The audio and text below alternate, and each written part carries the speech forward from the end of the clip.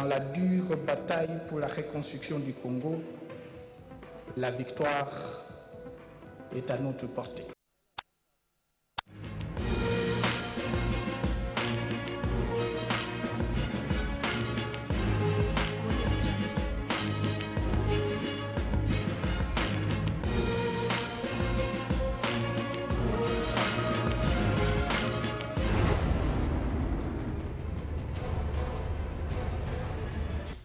Mesdames, Messieurs, bonsoir et merci de nous rejoindre dans ce journal. L'invité de cette édition d'information, c'est le sénateur Aubin Ngongo Luowo. Il est député du Parlement panafricain représentant la République démocratique du Congo, c'est ça?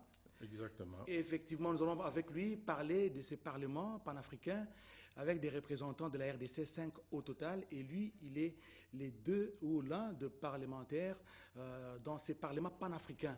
Nous allons commencer tout d'abord par l'actualité. 412e jour d'agression de la République démocratique du Congo dans sa partie est. La situation est préoccupante à Goma, dans le Nord Kivu. Les bruits des bottes se font encore entendre. Les ministres des Affaires étrangères, Raymond Tshibanda Ntunga Mulongo, a convoqué aujourd'hui les ambassadeurs accrédités en République démocratique du Congo en toile de fond. L'arrivée demain à Kinshasa du secrétaire général des Nations Unies, Ban Ki-moon, et du président de la Banque mondiale.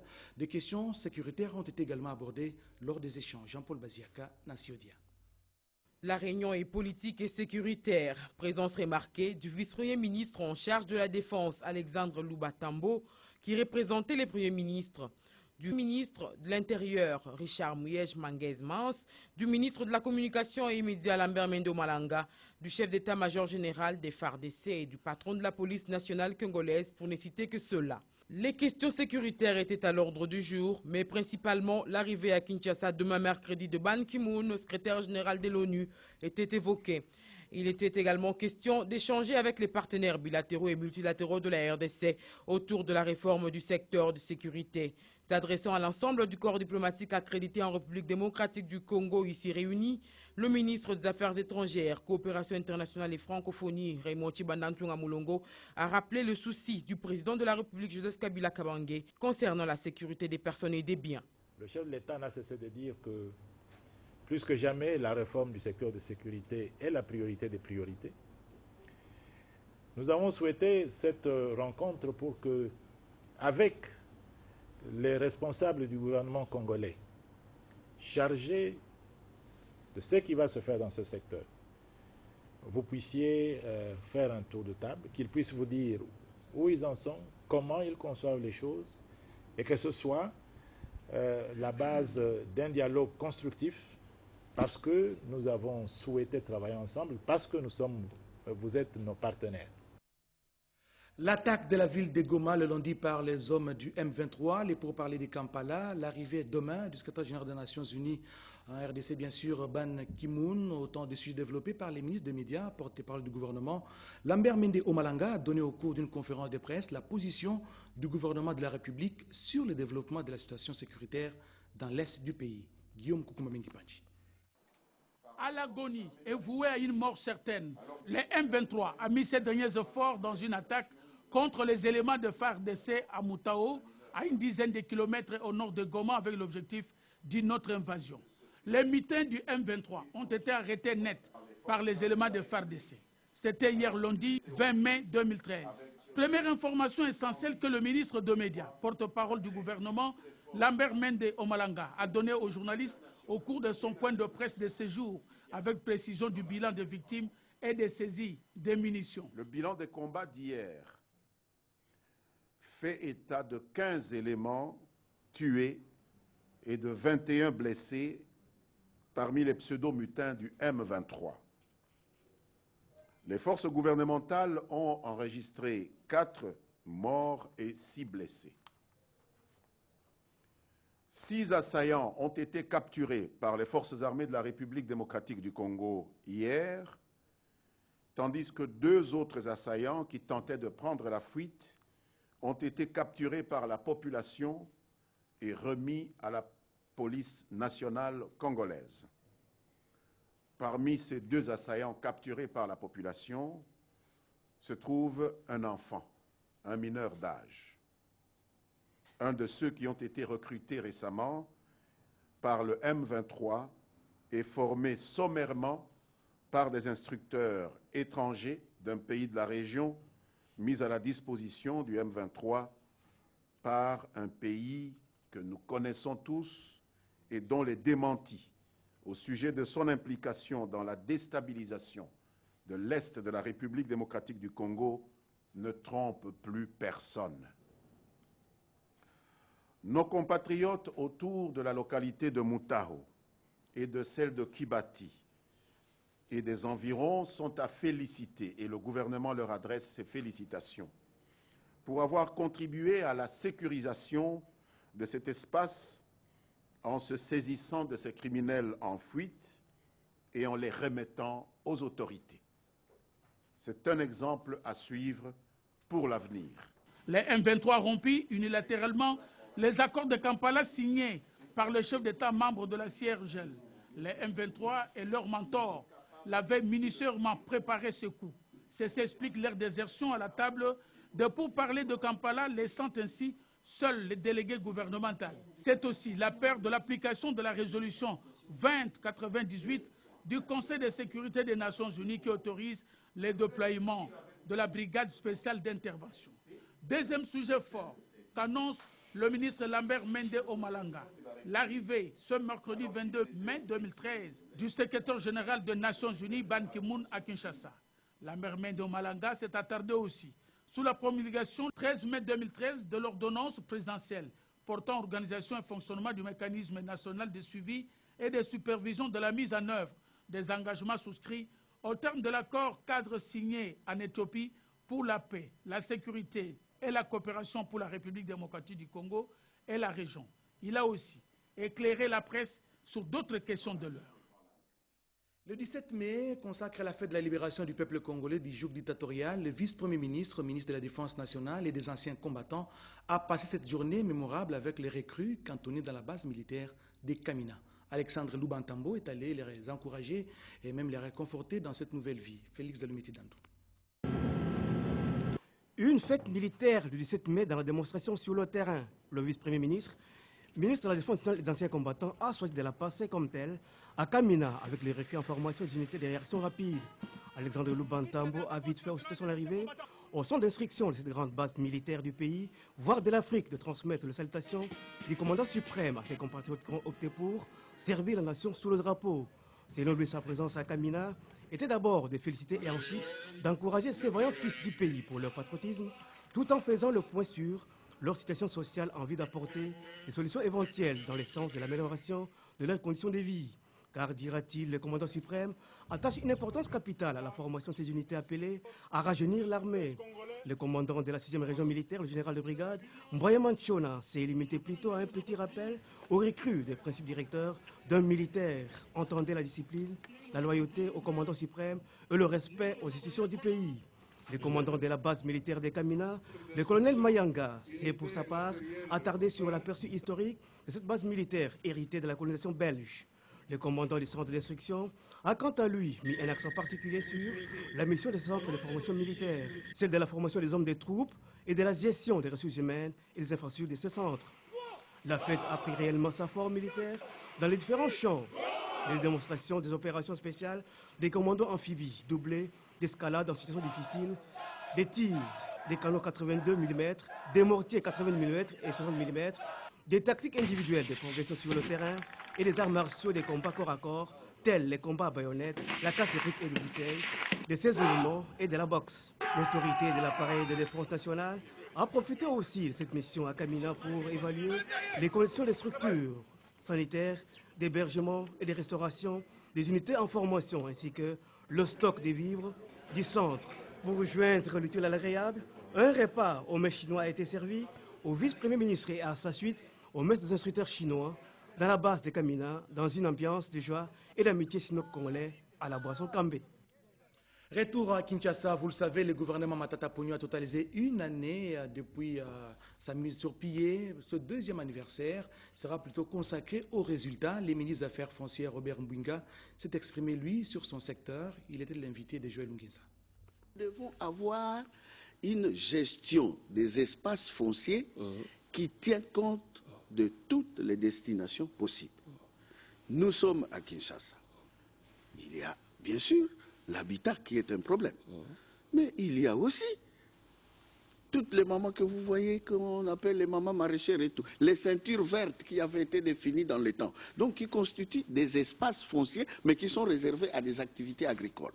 Nous devons avoir des espaces fonciers qui sont réservés à, par exemple, des activités industrielles. C'est ce que nous faisons maintenant à Maluku avec la création de la zone économique spéciale et tout. Et donc, la politique du gouvernement doit être une politique d'aménagement. C'est vrai que nous avons une pression démographique incontrôlée, malheureusement, n'est-ce pas? Parce que ni du côté du ministère de l'Intérieur, ni du côté d'autres services, vous ne savez pas. Nous ne contrôlons pas le mouvement, par exemple, de l'exode rural. Tant que nous ne maîtrisons pas ces flux migratoires à l'intérieur du pays, nous serons toujours confrontés à ces problèmes d'explosion démographique, surtout dans les centres urbains, n'est-ce pas, et qui pose le problème finalement de besoin d'extension des villes, mais nous devons le faire en ordre.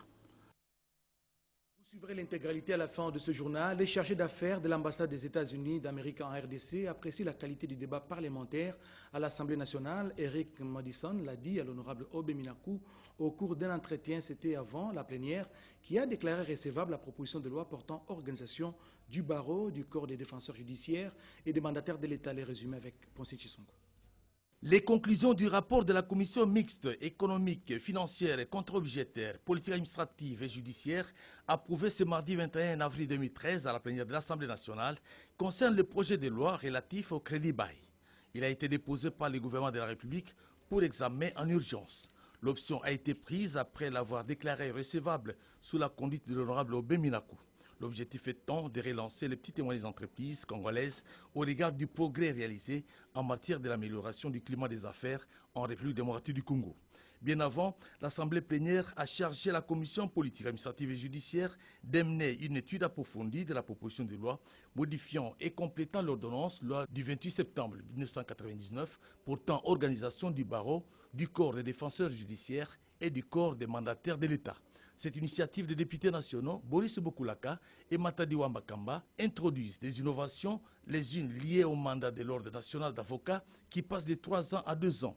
Les autres proposent l'organisation du test d'évaluation pour accès à l'ordre avec critérium d'âge ramené à 45 ans. Entre-temps, le corps des défenseurs judiciaires n'est pas supprimé, mais appelé à fonctionner là où n'existe le barreau. La proposition de loi revoit également l'exercice du corps des mandataires de l'État. Plus qu'une visite de courtoisie, le chargé d'affaires des États-Unis d'Amérique en RDC, impressionné par les activités de l'Assemblée nationale, a échangé avec l'honorable Obé Minakou sur l'évolution du climat des affaires et la forme judiciaire avec espoir porté à l'avènement de la prochaine CENI et ses animateurs. D'une chambre à une autre, le Sénat a entamé aujourd'hui l'examen du projet de loi sur le secteur de l'électricité. Les ministres des Ressources hydrauliques et électricité, Bruno Kapandji, qui en a présenté l'économie, a sollicité un délai pour la réplique aux questions des sénateurs. Reportage. Le secteur de l'électricité doit être libéralisé. C'est en tout cas le vœu du gouvernement. Un projet de loi en ce sens est sous examen au Sénat. Le ministre des Ressources hydrauliques et de l'électricité on a expliqué le bien fondé devant l'Assemblée plénière du Sénat ce mardi 21 mai au Palais du Peuple. Il est question, dit-il, de répondre à l'article 48 de la Constitution qui reconnaît à chaque citoyen congolais le droit d'accès à l'électricité et à l'eau potable. Il est question également de rendre performant ce secteur et faire de la RDC une puissance énergétique.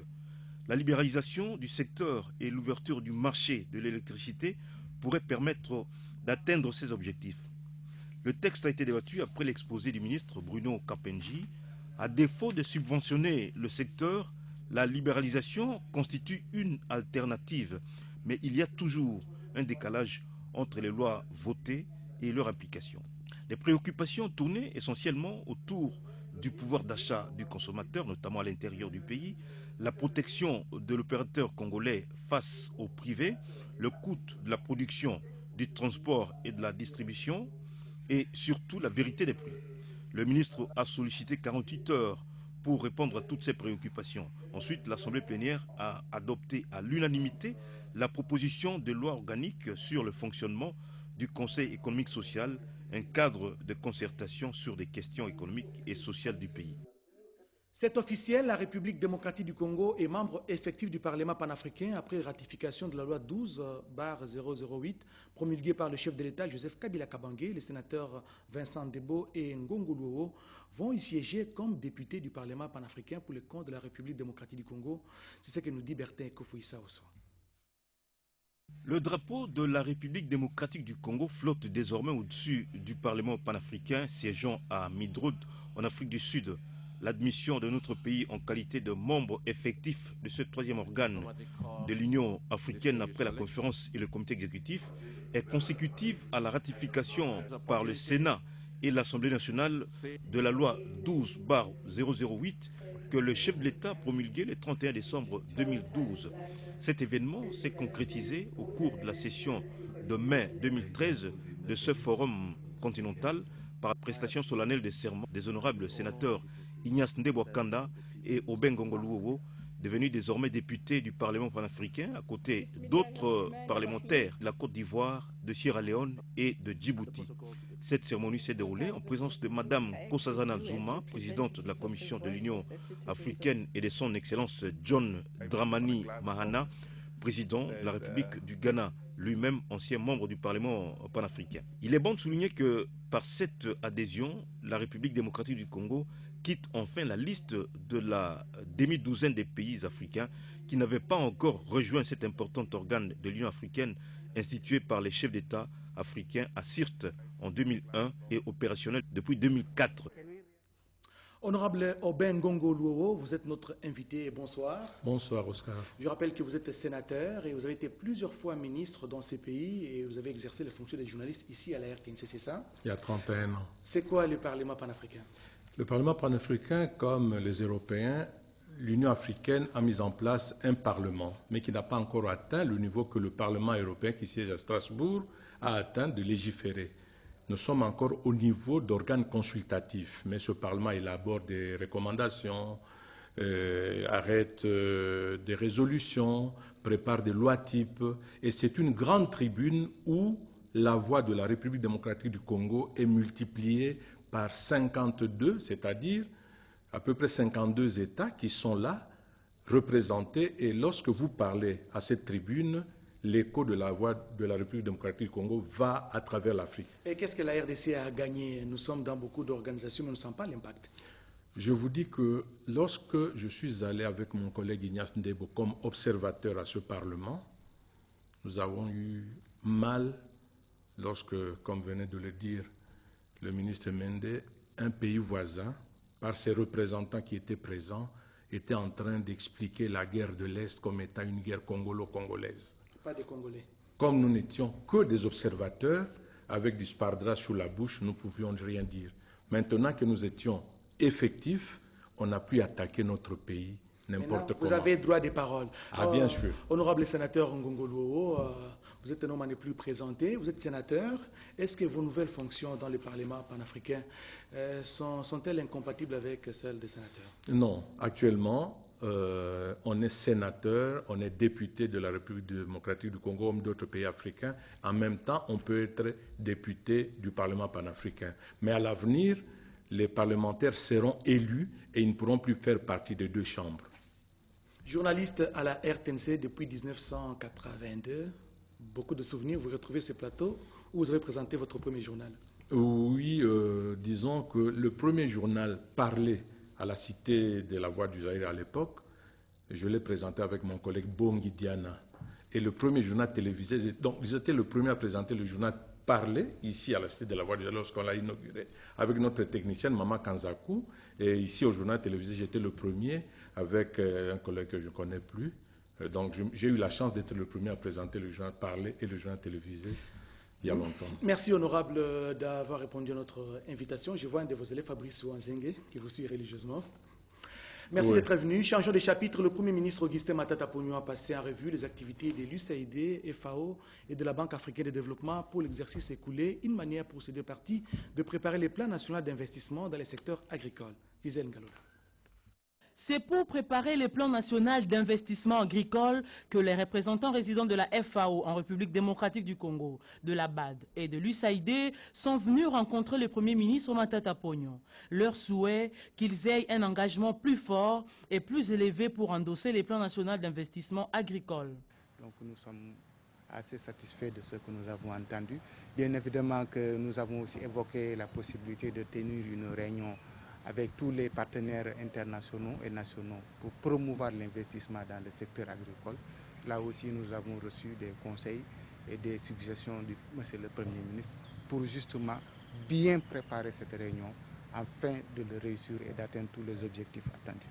Le Premier ministre s'est dit prêt et déterminé à peser de tout son poids pour que ce secteur de l'agriculture soit porteur de la croissance à 2 chiffres. Toujours à la primature, bonne nouvelle pour les services générateurs des recettes, DGRA, DGDA et OCC qui ont constaté des avancées significatives dans leur secteur. C'était au cours de la réunion sur l'amélioration du climat des affaires, réunion présidée par le Premier ministre qui a également présidé une autre réunion, celle du groupe thématique socio-culturel. Gisèle Ngaloula. La réunion sur l'amélioration du climat des affaires et des investissements en République démocratique du Congo de ces jours a parcouru tous les points de la matrice pour se rendre compte de l'évolution des indicateurs sectoriels. Constat, des avancées positives ont été réalisées dans beaucoup de secteurs. Des avancées qu'on a connues, c'est par exemple en ce qui concerne la création des entreprises. Généralement, c'était un travail qui prenait plus de 2-3 mois ici. Mais dans le cadre de l'amélioration du climat, nous avons prévu que ça prenne maximum 3 jours et le guichet unique pour la création des entreprises a été effectivement créé par décret du Premier ministre. Il est même installé, les services qui le gèrent sont déjà à pied d'œuvre. Nous avons décentralisé le système d'octroi des numéros d'identification des entreprises. Et donc, au niveau des divisions provinciales, ça fonctionne de manière optimale. Auparavant, les membres du groupe thématique secteur socio-culturel étaient réunis autour du Premier ministre. Parmi les dossiers présentés, la réhabilitation du bâtiment administratif de la fonction publique et de plusieurs ministères ayant des représentations. Le compte rendu de cette réunion a été lu par le ministre de l'économie Nemoyato Bagebouli. Revenons sur le séjour de la première dame de la République à Goma pour les deuils de son beau-père. Marie-Olive Lembe Kabila a déployé d'intenses activités à caractère social. L'épouse du chef de l'État a offert le dimanche dernier un repas de cœur aux enfants en rupture familiale. Commentaire Angèle Kana. Attachée aux enseignements bibliques, Marie-Olive Lembe Kabila sait que c'est dans la communion fraternelle que l'Éternel Dieu bénit les siens. Ainsi, en ce dimanche de la Pentecôte, l'épouse du chef de l'État réunit 70 femmes, choisies au sein des différentes confessions religieuses et aussi parmi les voisines de sa résidence de Goma pour accompagner son initiative d'apprêter un repas de cœur pour des invités particuliers. Dans une atmosphère de gaieté, Marie-Olive Lembe Kabila prend la commande de la cuisine à la grande satisfaction de ses sœurs, leur donnant l'opportunité d'apprendre de nouvelles recettes de sa part. Appelée enfant de la rue, Maïbobo, Chégué et autres surnoms, cette catégorie d'enfants en rupture familiale a une place de choix dans le cœur de Marie-Olive Lembe Kabila. Elle a décidé de leur donner l'occasion de goûter à la sauce faite de sa propre main de mère. C'étaient eux, les invités d'honneur, au repas de cœur offert par la première dame de la République. Étaient associés les handicapés physiques, les orphelins, la communauté des pygmées. Tous sont venus célébrer la fête de la Pentecôte dans les jardins de la résidence de la première dame à Goma. Alors hantés depuis plusieurs mois par les bruits des bottes d'une agression étrangère contre laquelle le chef de l'État Joseph Kabila Kabange se refuse de fermer les paupières, son épouse, dans son rôle de mère, couvre de sa chaleur cette couche de la population qui n'a pas caché sa joie. Tout n'est pas que misère ici. L'on peut danser, se détendre au rythme de la comédie locale. Une action saluée à juste titre par les invités qui couvriront la première d'entre les mamans congolaises des présents pleins de significations. Voilà, tous les acteurs de la vie sociale et politique ont été mobilisés pour la mise en œuvre de la politique nationale sur la décentralisation. Les ministres de l'Intérieur, Sécurité, Décentralisation, Affaires coutumières, Richard Mouyej-Manguezmans, a lancé aujourd'hui la campagne nationale de vulgarisation et de sensibilisation sur la décentralisation. Cadre de la rencontre, l'hôtel du fleuve Congo à Kinshasa, Mireille Ndeke. Le train de la décentralisation est en marche. Ce nouveau mode de gestion étant un long processus d'apprentissage, nécessite la participation de tous les acteurs dans sa mise en œuvre. C'est la raison majeure du lancement à ce jour par le ministre de l'Intérieur, Sécurité, Décentralisation, Affaires coutumières Richard Mouyej de la 3e phase de la campagne nationale de vulgarisation et de sensibilisation sur la décentralisation après celle du 15 mai 2010, concentrée sur le chef-lieu de province, et celle du 24 mai 2011 lancée à Boma, visant la population des entités territoriales décentralisées de toute la province.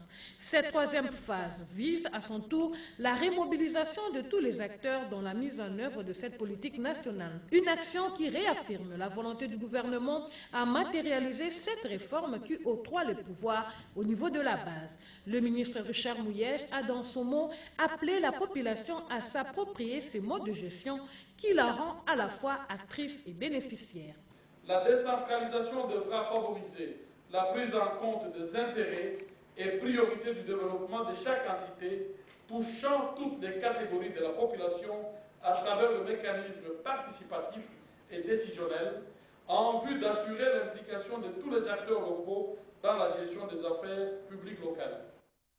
Le gouvernement de la République est déterminé à améliorer les conditions de voyage sur la voie fluviale après la réhabilitation de l'ITB Kokolo. Le gouvernement vient de décider la mise en chantier du bateau MV Gungu. David Moubenga pour des précisions. Encore une bonne nouvelle pour les compatriotes congolais, particulièrement ceux qui voyagent par la voie fluviale. Pendant que les travaux de l'ITB Kokolo sont en cours, le gouvernement de la République vient de décider la mise en chantier du MV Gungu, dont les travaux de réhabilitation ont été confiés à l'entreprise de construction navale Chanimetal. Au cours de la visite effectuée ce mardi 21 mai 2013 au port fluvial de la SCTP, le ministre des Transports et Voies de Communication, Justin Kalumba Mwanangongo, a adressé l'état des lieux de cette unité fluviale en vue de sa réhabilitation dans un bref délai.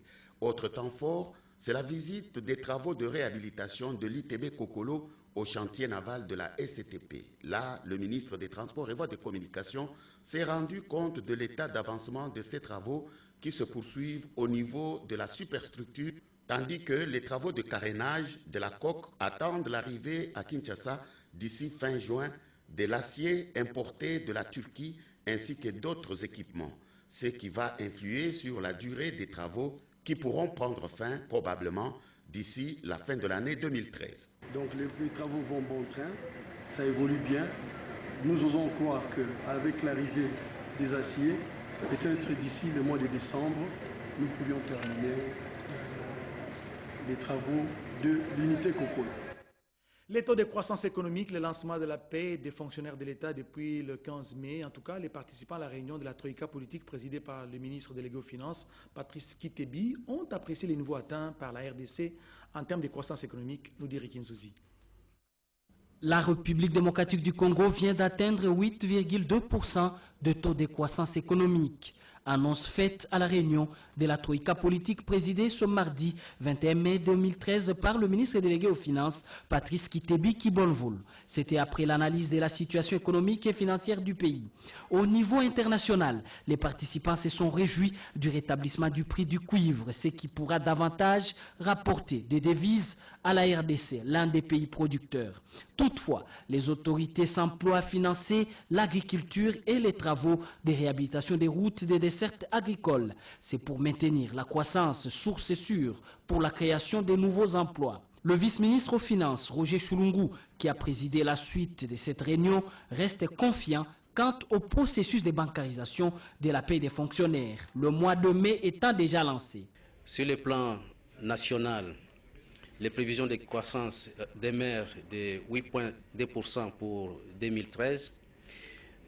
L'inflation est sous contrôle et acquise un recul par rapport à son niveau il y a 2 semaines. Parlons de cette conférence de presse organisée par les différents services d'assistance du développement pour renforcer la synergie entre les différentes régions d'Afrique en matière d'aide au développement. Des précisions dans ce reportage d'Elisette Moujinga.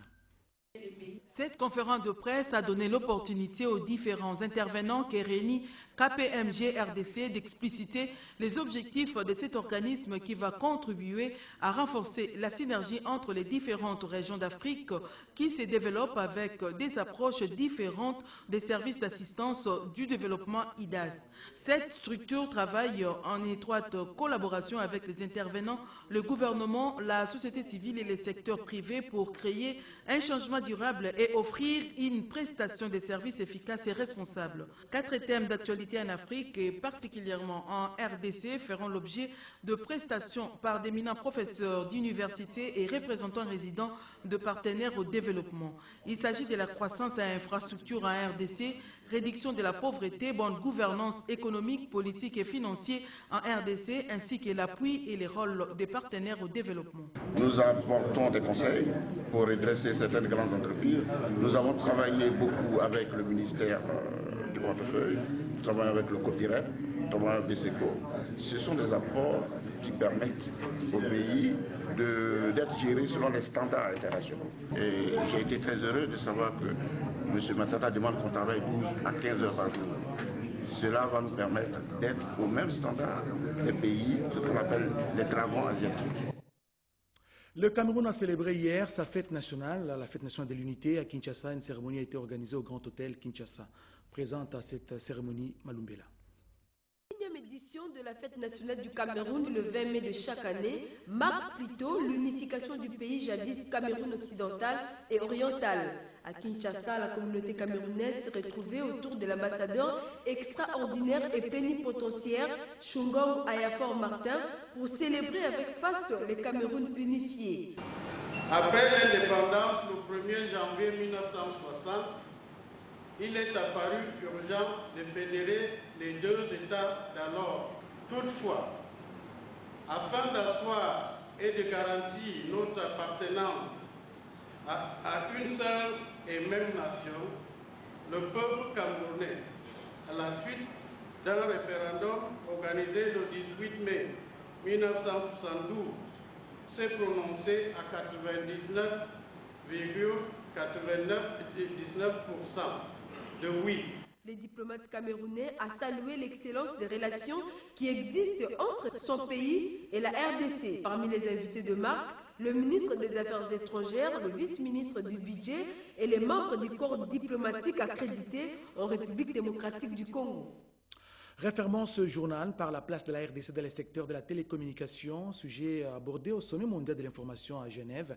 Le ministre Tréphon Kinkie Moulumba y a représenté le pays. Commentaire Agathe Makila.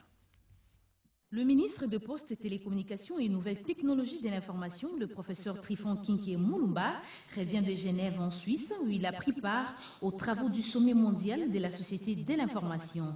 Les partenaires du secteur des nouvelles technologies du monde y ont assisté. Le ministre de Pété Antique, Tréphon Kinkie Moulumba, a développé les thèmes sur la place que doit occuper la RDC sur la planète des télécommunications.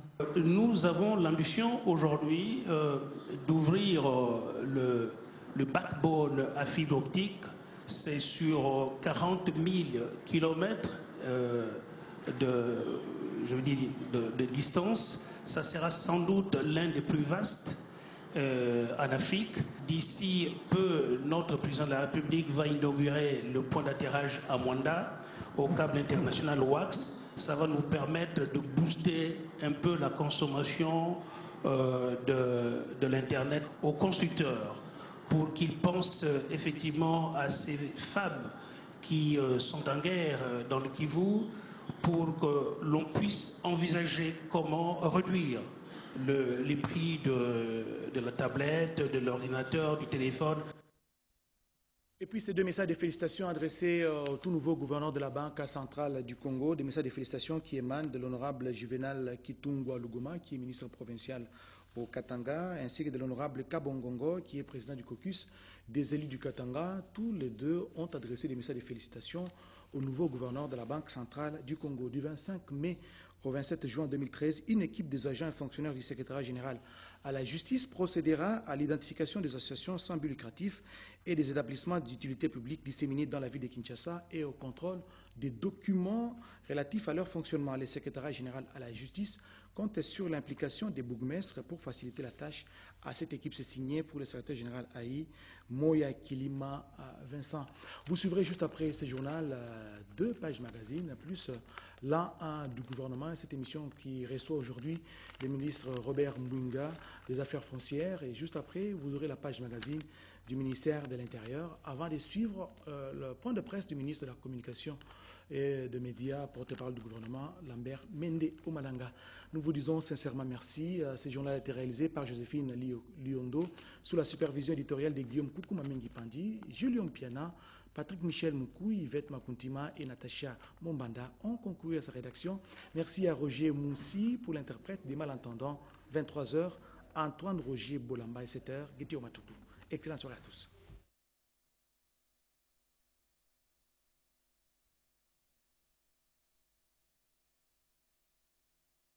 Les études de faisabilité étant